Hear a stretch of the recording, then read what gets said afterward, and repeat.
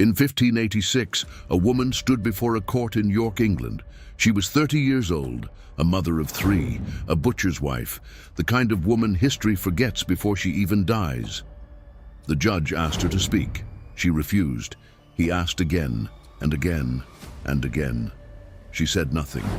That silence, just silence, sentenced her to one of the most brutal executions in English legal history. Not carried out by the state's appointed executioners. They refused to do it. It was carried out by beggars hired off the street, using her own front door as the instrument of death. This is the story of Margaret Clitherow, known to historians as the Pearl of York, canonized by the Vatican in 1970, and condemned to death in 1586, not for violence, not for treason, but for giving people a room to pray in. She didn't beg. She didn't break. She didn't speak. And it still took 15 minutes to kill her. To understand what happened to Margaret, you need to understand what England had become. Henry VIII had torn the country away from Rome 50 years earlier. By the time Elizabeth was sat on the throne, being Catholic wasn't just a religious choice. It was a political statement, and the crown had run out of patience. By the 1580s, hiding a Catholic priest in your home was no longer rebellion. It was a death sentence. Margaret Clitherow knew that. She had been arrested before, fined, imprisoned 3 separate times. Each time she walked out of that cell, she went straight back to doing the same thing. Inside her home on the Shambles, a narrow street in York that still stands today, she had built a secret room. Priests came and went.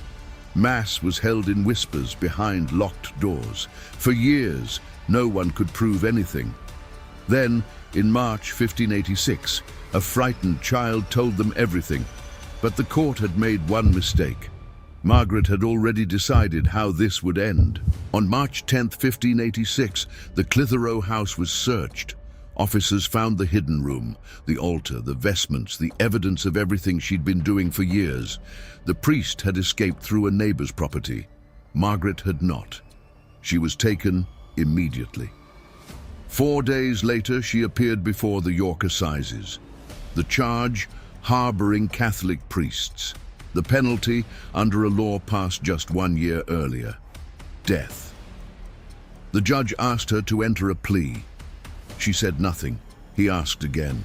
She said nothing again. This was not confusion. It was not fear. Margaret had made this calculation carefully and deliberately. If she entered a plea, guilty or not guilty, a trial would begin. A trial required witnesses, and the witnesses would be her own children, her servants, the people she had sheltered. She would not put them on that stand, not for anything, so she said nothing. And in English law, silence had a penalty of its own. It was called peine forte et dure, strong and harsh punishment, the sentence for refusing to plead. In plain terms, they would crush her to death. 3 attempts were made to save her life. None of them worked because she refused every single one. The court had not expected this. Executing a 30-year-old pregnant woman, a butcher's wife, a mother of 3, the stepdaughter of the city's former mayor, was not the message the Protestant regime wanted to send.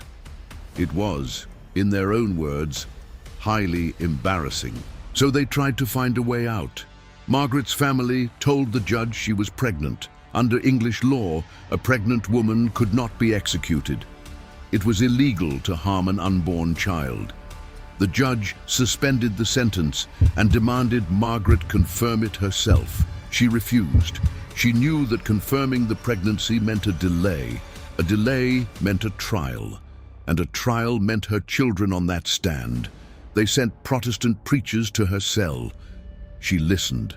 She didn't change her mind. They sent family members, her husband, her friends. All of them begged her to submit. Just say the words, just enter a plea. She didn't. The judge lost patience. He sentenced her to be pressed to death. The date was set for March 25th, 1586, Good Friday, the Feast of the Annunciation. Margaret had requested that date herself. What happened next was so disturbing that even the men assigned to kill her couldn't go through with it. The night before the execution, Margaret distributed what she had. To her husband, she gave her hat, the cloth bonnet married women wore in Tudor England as a sign of their bond, a quiet gesture, a goodbye without saying goodbye. To her 12-year-old daughter Anne, she gave her shoes. Anne understood what it meant. Follow my path. Stay faithful. Don't let this break you. None of her children broke. Her son Henry became a Catholic priest. Both daughters entered the religious life. The family the state had tried to frighten into silence became, after her death, more Catholic than ever. Margaret didn't sleep that night. She prayed. At dawn, she was taken from the prison to the toll booth on Euse Bridge, a small stone building at the center of York, the river running beneath it, the city beginning to wake around her. The officers arrived. They gave the order to begin, and the executioners said no. The official executioners of the city of York, men whose job was to carry out state sentences, refused to crush a pregnant woman to death. The sheriff scrambled. They found 4 beggars, desperate men who needed the money badly enough to do what trained officials would not. What followed is documented in precise detail by Father John Mush, Margaret's confessor, who wrote her biography within 3 months of her death. His account is corroborated by York assize court records. Margaret was stripped, laid on her back on the stone floor. A sharp stone, roughly the size of a man's fist, was placed directly beneath her spine. Her arms were stretched out and bound to posts on either side, her legs the same. Then they brought the door, not a random piece of wood. The door from her own house. The door priests had walked through. The door she had opened again and again, knowing what it risked. It was laid across her body, and then the weights began. 700 pounds, 800 pounds, stone by stone.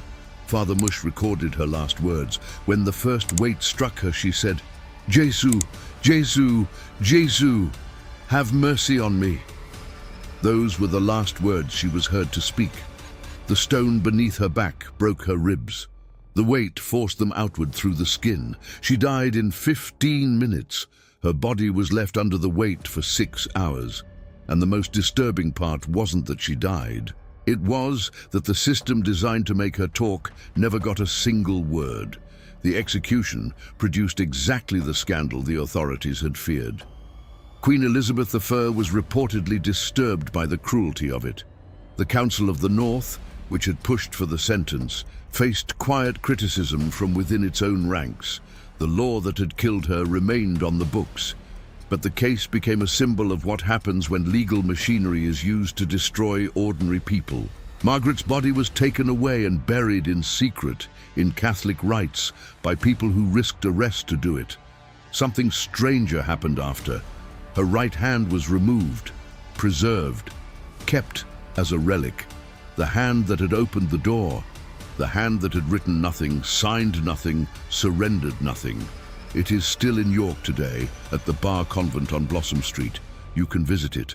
The woman the Elizabethan state tried to erase became an object of devotion within a generation.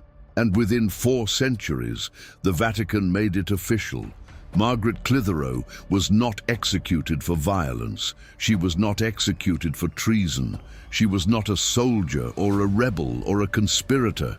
She gave people a room to pray in, and she refused to say a word that might make someone else pay for it. The legal system that killed her, peine forte et dure, existed for one purpose: to force compliance, to break people until they spoke. It had worked for centuries. It didn't work on Margaret. The judges couldn't break her in court. The preachers couldn't break her in prison.